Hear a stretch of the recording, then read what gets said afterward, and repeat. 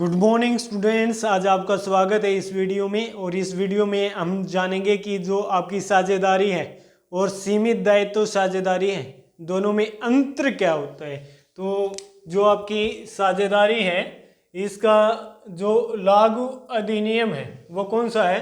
भारतीय साझेदारी अधिनियम 1932। यानी कि जो आपकी साझेदारी है वो किस अधिनियम के अंतर्गत आती है?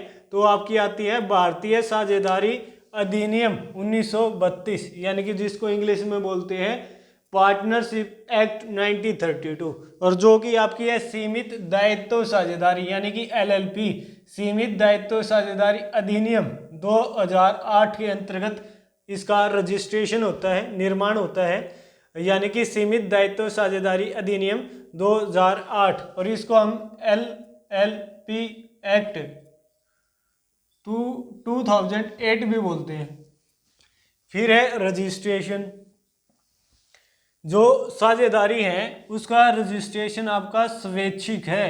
स्वैच्छिक यानी कि साझेदारों की मर्जी है भाई कि वो अपनी साझेदारी का रजिस्ट्रेशन चाहे तो करा भी सकते हैं, अगर उनका मन नहीं है तो नहीं कराएंगे तो भी कोई बात नहीं है। लेकिन जो आपकी एलएलपी है इसका रजिस्ट्रेशन अनिवार्य है भाई, जरूरी है, कंपलसरी है, कराना पड़ेगा। और किसके पास में कराना पड़ेगा? कंपनी रजिस्ट्रार के पास में इसका रजिस्ट्रेशन कराना अनिवार्य है। फिर है आपका निर्माण। जो साझेदारी है इसका निर्माण होता है ठहराव के द्वारा। ठहराव को इंग्लिश में बोलते हैं एग्रीमेंट। और ठहराव आपका मौखिक भी हो सकता है और लिखित भी हो सकता है। मौखिक यानी कि बोलकर, बस मुख से बोला और सभी सहमत हो गए और आपकी साझेदारी का निर्माण हो गया। और इसका लिख कर भी हम क्या कर सकते हैं? ठहराव कर सकते हैं। और जो लिखित में ठहराव होता है उसको बोलते हैं साझेदारी संलेख।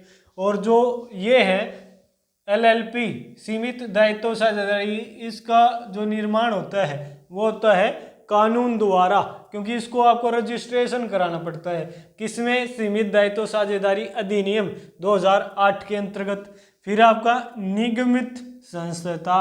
अच्छा भाई, ये निगमित संस्था कौन सी होती है? आपने बहुत सारी संस्थाओं के नाम सुना होगा, जैसे कि सोनीपत में जाट संस्था भी है, हिंदू संस्था भी है, जिसके अपने क्या है कॉलेज और स्कूल हैं बहुत सारे, और हिंदू संस्था का हॉस्पिटल भी है।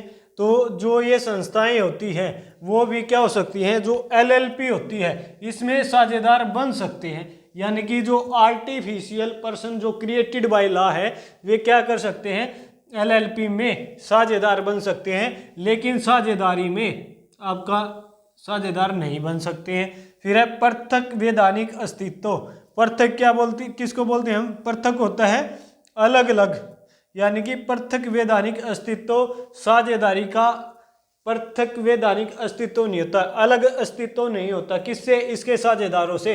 अगर साझेदार वे जो भी हैं उन्हीं के नाम से संपत्तियों का क्रय किया जाता है, विक्रय किया जाता है। साझेदारी और साझेदार वो एक ही हैं, इसमें ये अलग अलग नहीं है, लेकिन इसमें पृथक अस्तित्व होता है। यानी कि सीमित दायित्व साझेदारी आपकी अलग है और इसके साझेदार अलग है। क्यों? क्योंकि इसमें संपत्तियों का क्रय और विक्रय किसके द्वारा किया जा सकता है? सीमित दायित्व साझेदारी का जो भी नाम है व्यवसाय का, उसके नाम से हो सकता है। अब है स्थायी जीवन। स्थायी जीवन साझेदारी का तो भाई स्थायी जीवन बिल्कुल भी नहीं है। क्यों? क्योंकि नया साझेदार आएगा, कोई पुराना चला गया, कोई इंसॉल्वेंट हो गया, किसी की डेथ होगी, तो वहीं पे साझेदारी खत्म हो जाती है और नई साझेदारी का निर्माण करना पड़ता है। तो ये इसका तो स्थायी जीवन नहीं है। लेकिन जो ये सीमित दायित्व साझेदारी है इसका स्थायी जीवन होता है। क्यों होता है? क्योंकि इसमें नया साझेदार आएगा जाएगा, कोई रिटायरमेंट ले गया, किसी की डेथ हो गई, कोई दिवालिया हो गया, तो उन सब का इस सीमित दायित्व साझेदारी के जीवन पर कोई प्रभाव नहीं पड़ता। ये जैसे पहले चलती आ रही थी वैसी ही चलती रहेगी। फिर है साझेदारों की संख्या। अब साझेदारों की संख्या की बात करें तो आपको पता है कि भाई साझेदारी में न्यूनतम साझेदार 2 होते हैं और अधिकतम होते हैं 50, जो कि किसके अंतर्गत आते हैं आपके? जो कि आपका क्या था? कंपनीज रूल था आपका। कंपनीज रूल 2014 के अंदर आपको कौन सा था, वाइड रूल 10, उसके अंतर्गत जो आपकी केंद्रीय सरकार है, मतलब ये सेंट्रल गवर्नमेंट है, उसने इसको मैक्सिमम लिमिट कितनी रखी थी, 50 रखी थी, 50 रखी थी। लेकिन इसकी न्यूनतम संख्या तो 2 ही है, क्योंकि अगर कम से कम 2 तो चाहिए, अकेले व्यक्ति की तो क्या नहीं होती, साझेदारी नहीं होती, तो कम से कम 2 तो चाहिए यहाँ पे। और अधिकतम पर यहाँ पर कोई रोक नहीं है भाई, कोई प्रतिबंध नहीं है, जितने चाहे अधिकतम हो सकते हैं। फिर आपका संपत्तियों का स्वामित्व।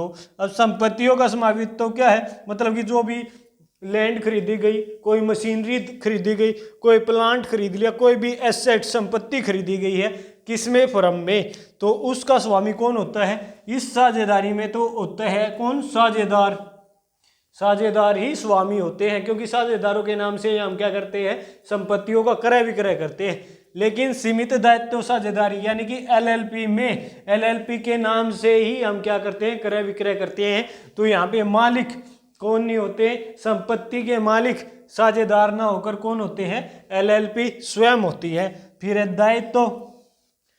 दायित्व दायित्व इसके असीमित होते हैं। क्यों होते हैं असीमित, क्योंकि इसमें हमने पढ़ा था कि अगर फर्म में इतना ज़्यादा लॉस हो जाता है कि फर्म के पास जितनी संपत्तियां थी, जितने पूंजी थी, उसको देने के बाद भी संपत्तियों का दायित्व पूरा नहीं होता है, इसका साझेदारी का दायित्व पूरा नहीं होता है, व्यवसाय का दायित्व पूरा नहीं होता है, तो जो भी साझेदारी में साझेदार हैं उनकी जो पर्सनल प्रॉपर्टी है, खुद की जो जमीन जायदाद है, उसको बेच के भी व्यवसाय के दायित्वों की पूर्ति की जाएगी।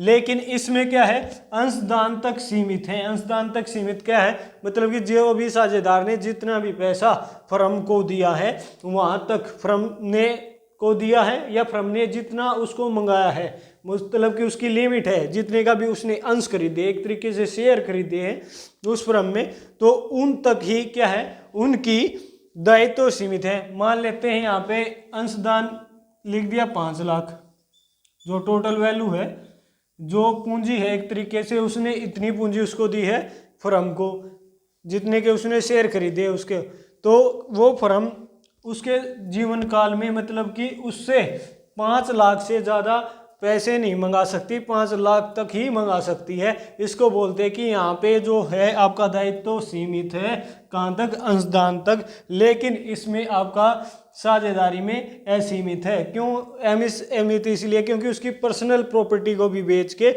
जो व्यवसाय है उसके दायित्व की पूर्ति की जाएगी। तो इस वीडियो में इतना ही। Have a nice day.